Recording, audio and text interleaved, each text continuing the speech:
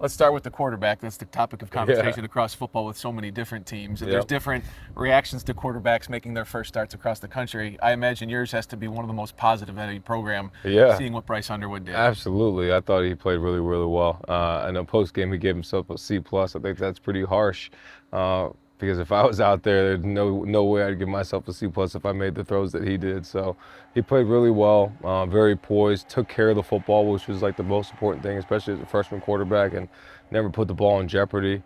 Just fun to watch him make plays. The zip that he has on his ball, the quickness with which he delivers it.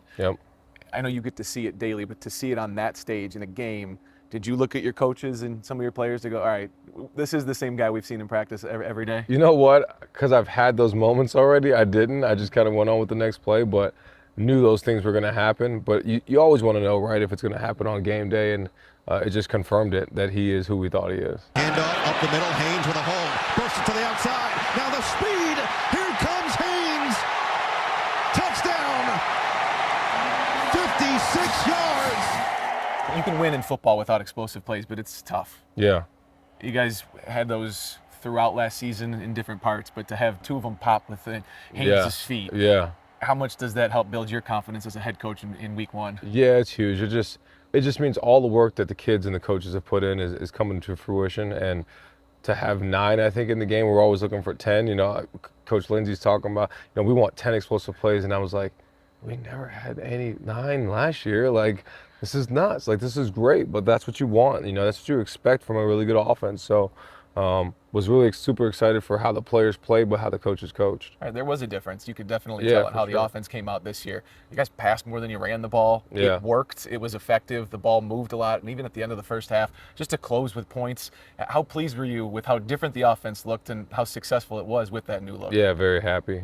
Just, you know, and some of the players were down, like, oh, we should have scored more. I'm like, guys, we had 450-something yards on offense. We had 200-something yards passing, 200 yards rushing. Like, that's as balanced as you could be. And yeah, there's plays that you want to get back, but to play at that level, you know, if we play at like level consistently, then we'll be really good. On the defensive side of the ball, let me talk about difference makers. They're all over on your defense. The big hits, the turnovers. You can't ask for much more, but maybe was there, in your mind as a head coach, maybe too much aggressiveness on some plays that cost you on some plays on defense? No, I think some of the calls that happen, you know, obviously the targeting call, we don't agree with at all, and I don't want our kids to take the aggressive nature of football away from them. And there's a couple of defensive pass interferences. There was one that may be legit, but the other one wasn't. So we're not going to sit here and complain about calls because it's not going to help. But I don't want to take the physical nature away from our players. You did appeal the targeting call. And it was upheld. What's your disappointment level on that? Yeah, very disappointed. I just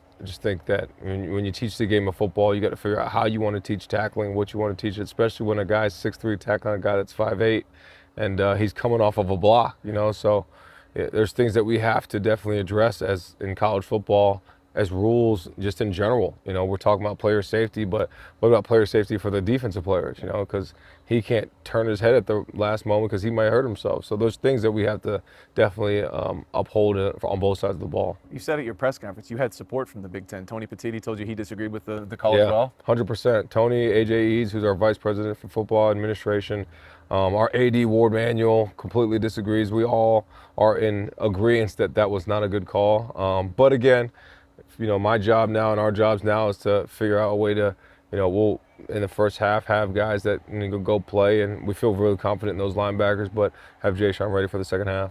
Oklahoma and Michigan, two programs that when you log onto a video game and go, oh man, this is two of the top teams every year for years.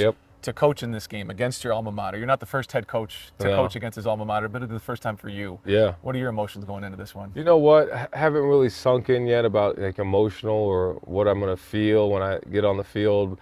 I'm just really, you know, wanting to make sure our kids are prepared for the game. You know, and I know it's going to be a great environment.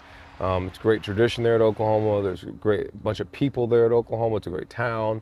But my job is going to be getting our players ready to play this game. It was refreshing to see all the matchups of big-time programs going against one another in week one. You get to be a part of one now with College Game Day in prime time on ABC. How much do you value that as a coach?